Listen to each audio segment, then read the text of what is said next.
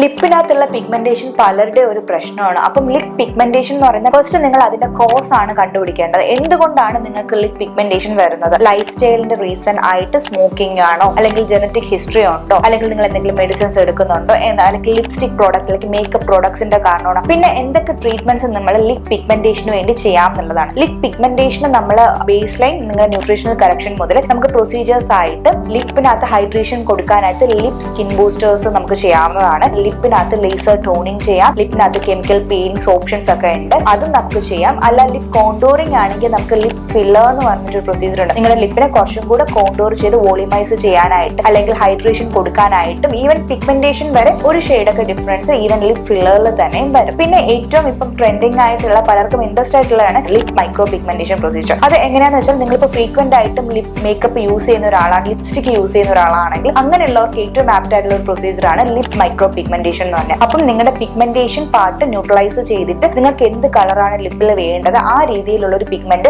Multiple സിറ്റിംഗിലൂടെ നിങ്ങൾക്ക് ലിപ്പിലേക്ക് introduce ചെയ്യുന്നതായിരിക്കും. One sitting അല്ല കേട്ടോ. അപ്പം അതിനും ഒരു മെയിൻ്റനൻസ് സെക്ഷൻ വേണം. ഓൾമോസ്റ്റ് ഒരു 1 year വരെ ഡ്യൂറബിലിറ്റി കിട്ടും. For more details please do consult us. Thank you.